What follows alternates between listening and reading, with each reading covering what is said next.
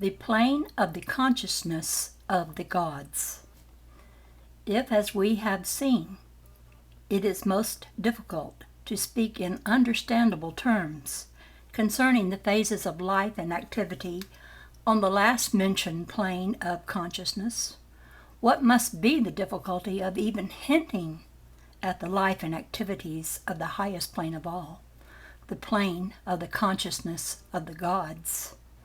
On this highest of all planes of consciousness, however, dwell beings so high in the scale of knowledge, power, life, and bliss that even the imagination of the advanced student or teacher can scarcely grasp the ideal.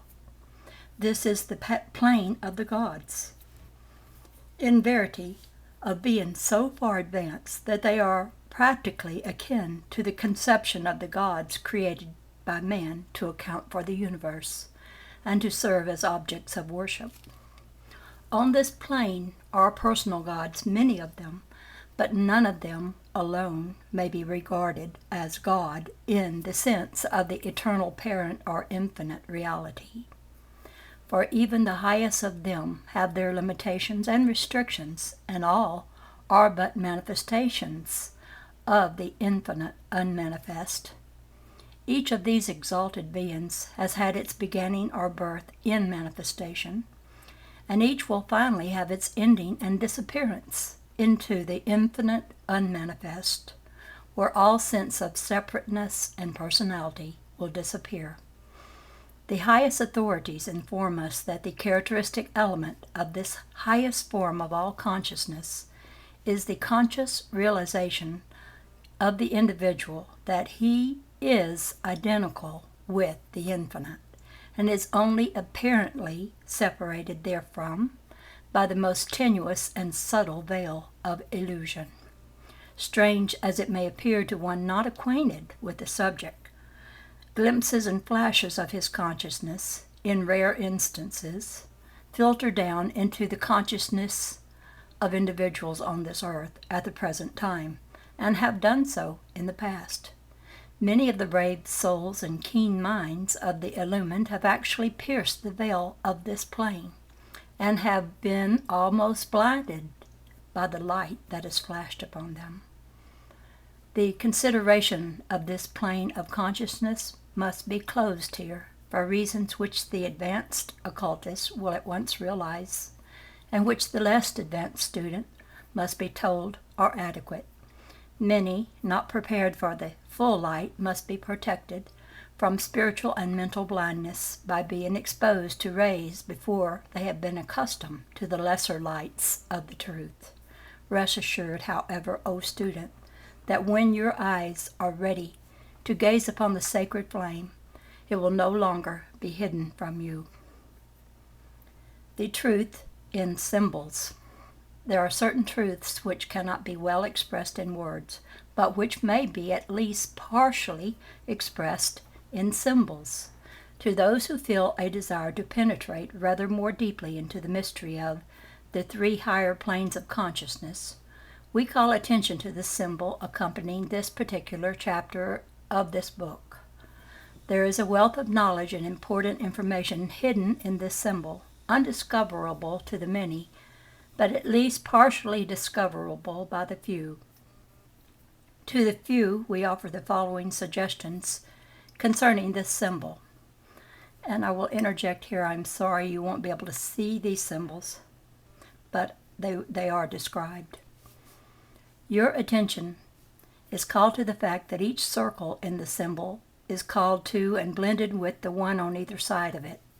Accordingly, in the circular extent of each circle, there is to be found 4 different spaces or regions as follows: its own unblended space or region, the space or region in which its own space or region is blended with that of one of the neighboring circles, which constitutes a shield-shaped space, the space or region in which its own space or region is blended with that of the other neighboring circle, constituting a shield-shaped space. I think I just read that.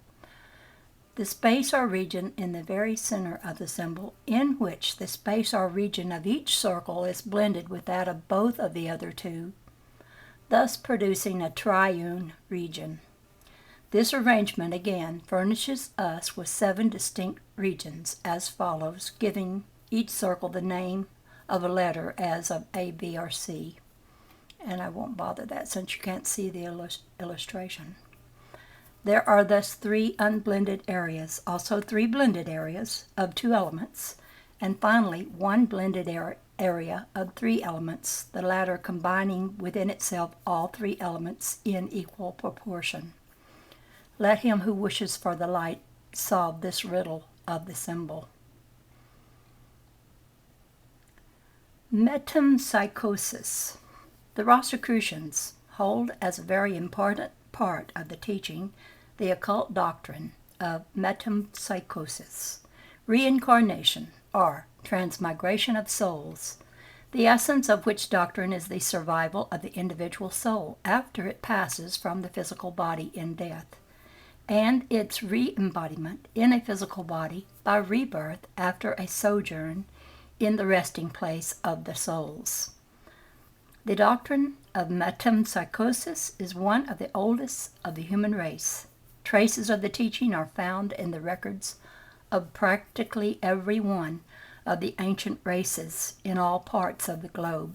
In one form or another it has existed in the esoteric circles to be found at the heart of each of the world's great religions, including Christianity. It has always been a cardinal doctrine in the religions of the Orient, and during the past 25 years has attained a wonderful revival of popularity among the thinkers of the Occident.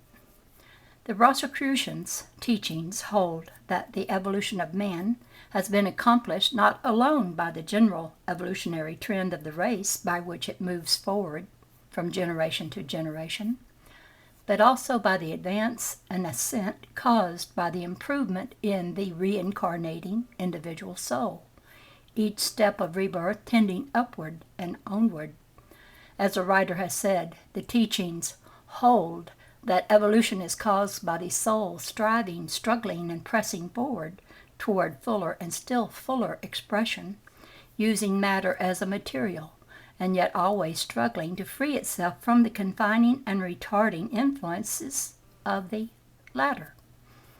The struggle results in an unfoldment causing sheath after sheath of the confining material bonds to be thrown off and discarded, as the spirit molds matter to serve its higher purposes. Evolution is but the process of birth of the imprisoned spirit, unfolding and extracting itself from the web of matter in which it has been involved and enfolded, and the pains and struggles are but incidents of the spiritual parturition.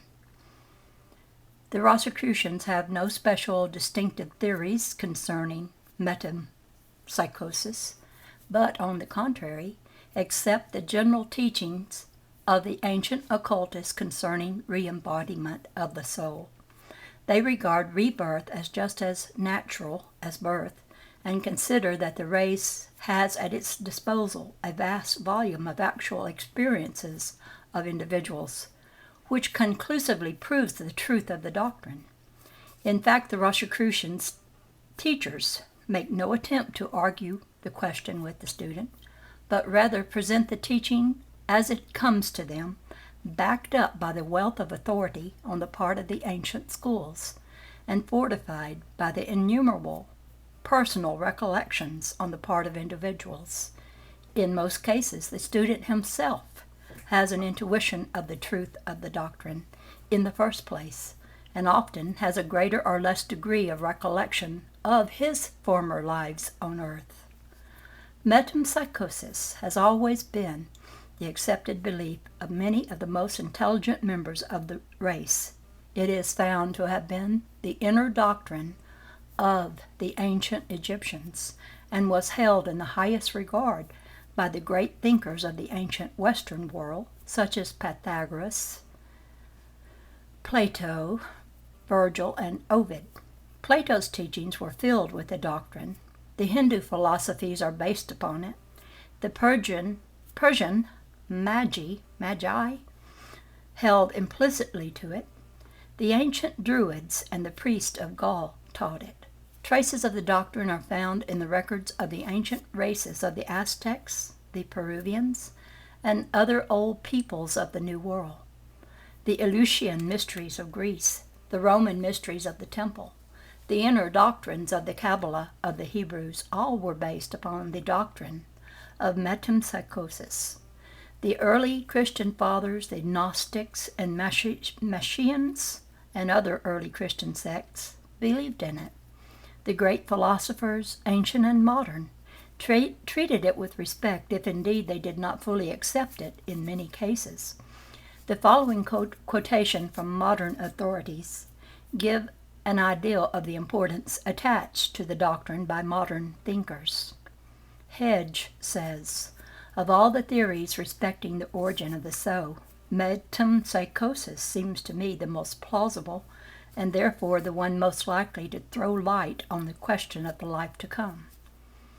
James Freeman Clarke says, "It would be curious if we would find science and philosophy taking up again the old theory of metempsychosis, remodeling it to suit our present modes of religious and scientific thought, and launching it again on the wide ocean of human belief. But stranger things have happened in the history of human opinions," Professor Knight says. "If we could legitimately determine any question of belief by the number of its adherents, the decision would be in favor of metempsychosis, rather than to any other. I think it is quite as likely to be revived and to come to the front as any rival theory." Professor Bowen says, "It seems to me a firm and well-grounded faith in the doctrine of Christian metempsychosis might help to regenerate the world. For it would be a faith not hedged around with many of the difficulties and objections which beset other forms of doctrines, and it offers distinct and poignant motives for trying to lead a more Christian life and for loving and helping our brother man. The doctrine of metempsychosis may almost claim to be a natural or innate belief in the human mind, if we may judge from its wide diffusion among the nations of the earth, and its prevalence throughout the historical ages. E.D. Walker says, "When Christianity first swept over Europe, the inner thought of its leaders was deeply textured with this truth. The Church tried effectively to eradicate it, but in various sects it kept sprouting forth beyond the time of Erigena and Bonaventura, its medieval advocates. Every great intuitional soul, as Paracelsus, Baum, Swedenborg, has adhered to it.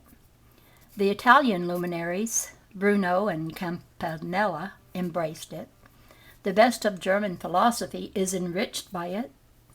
In Schopenhauer, Lessing, and Fletch the younger, it is earnestly advocated. The anthropological system of Kant and Schelling furnish points of contact with it. The young Helmont adduces in 200 Problems all the arguments which may be urged in favor of the return of souls into human bodies, according to Jewish ideals. Of English thinkers, the Cambridge Platonists defended it with much learning and acuteness, most conspicuously Henry Moore, and in Cudsworth and Hume it ranks as the most rational theory of immortality. Glanville devotes a curious treatise to it. It captivated the minds of Floyer and Lerox. Andrew Pazzini's book on the plurality of the soul's lives works out the system on the Roman Catholic ideal of expiation.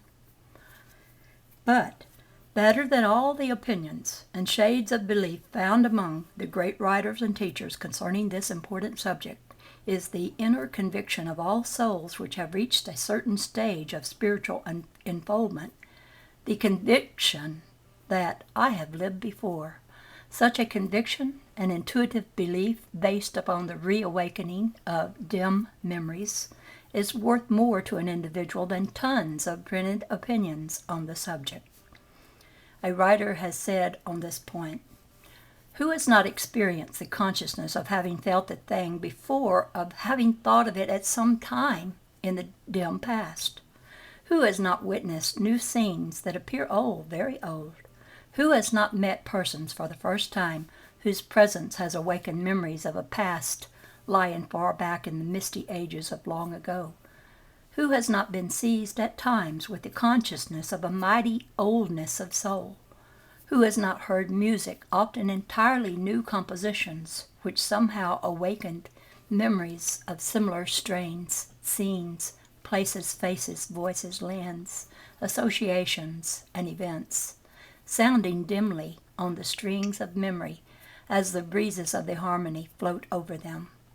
Who has not gazed at some old painting or piece of statuary with the sense of having seen it all before? Who has not lived through events which brought with them a certainty of their being merely a repetition of some shadowy occurrences away back in lives lived long ago? And who has not felt the influence of the mountain, the sea, the desert coming to them when they are far away from such scenes, coming so vividly as to cause the actual scene of the present to fade into comparative unreality? Who has not had these experiences? Sir Walter Scott once made the following observation in his diary: "I cannot, I am sure, tell if it is worth marking down that yesterday at dinner time I was strangely haunted by what I would call the sense of pre-existence, a confused idea that nothing that passed was said for the first time, that the same topics had been discussed and the same persons had stated the same opinions on them. The sensation was so strong as to resemble what is called a mirage in the desert and a calenture on board ship. Why is it that some scenes awaken thoughts which belong as it were to dreams of early and shadowy recollections, such as the old Brahmas would have ascribed to a state of previous existence? How often do we find ourselves in society which we have never before met, and yet felt impressed with a mysterious and ill-defined consciousness that neither the scene, nor the speakers, nor the subject are entirely new, nay, feel as if we would anticipate that part of the conversation which has not yet taken place?" Buehler says, "There is a strange kind of inner and spiritual memory which so often recalls to us places and persons we have never seen before, and which Platonists would resolve to be the unquenched consciousness of a former life. How strange is it that at times a feeling comes over us as we gaze upon certain places, which associates the scene either with some dim remembered and dreamlike image of the past, or with a prophetic and fearful omen of the future. Everyone has known a similar strange and indistinct feeling at certain times and places, and with a similar inability to trace the cause. Poe says, we walk about amid the destinies of our world existence, accompanied by dim but ever-present memories of a destiny more vast, very distant in the bygone time, and infinitely awful. We live out a youth peculiarly haunted by such dreams, yet never mistaking them for dreams. As memories, we know them. During our youth, the distinctness is too clear to deceive us even for a moment, but the doubt of manhood dispels them as illusions. Charles Dickens once wrote, "In the foreground was a group of silent peasant girls leaning upon the parapet of the little bridge, looking now up at the sky, now at the water. In the distance, a deep dell, the shadow of an approaching night on everything. If I had been murdered there in some former life, I could not have seemed to remember the place more thoroughly, or with more emphatic chilling of the blood, and the real remembrance of it acquired in that minute is so strengthened by the imaginary recollection that I hardly think I could forget it." In evidence of the truth of metempsychosis, other than personal intuition and glimpses of memory of past lives were needed. If other evidence were needed, we would find such evidence in the phenomena of the infinite prodigies, the cases of childhood genius, instance in which abound on all sides. Children at a very early age manifest evidences of a deep knowledge of mathematics, music, art, etc., even in cases where the explanation of heredity fails to fit the case. The case of Mozart gives us a typical case of this kind. The child Mozart, at the age of 4, was able not only to perform difficult pieces of music on the piano, but also to compose original works of merit. Not only did he manifest the highest faculty of sound and note, but also an instinctive ability to compose and arrange music, which ability was far superior to that of many men who had devoted years of their life to the study and practice of music. The laws of harmony, the science of commingling tones, was to this wonderful child not the work of years, but a faculty born in him. Another marked case is that of Zerah Colburn, the mathematical prodigy, whose feats attracted the attention of the scientific world during the last century. In this case, the child under 8 years of age, without any previous knowledge of or even the common rules of arithmetic, or even the use and powers of the Arabic numerals, solved a great variety of arithmetical problems by a simple operation of the mind, and without the use of any visible symbols or contrivances. He could answer readily a question involving the statement of the exact number of minutes or seconds in any given period of time. He could also state with equal facility the exact product of the multiplication of any number containing 2, 3, or 4 figures by another number consisting of a like number of figures. He could state almost instantly all the factors composing a number of 6 or 7 places of figures. He could likewise determine instantly questions concerning the extraction of the square and the cube roots of any number proposed, and likewise whether it was a prime number incapable of division by any other number, for which there is no known general rule among mathematicians. Ask such a question in the midst of his ordinary childish play, he would answer them almost instantly and then proceed with his play. And I will carry on in the next series.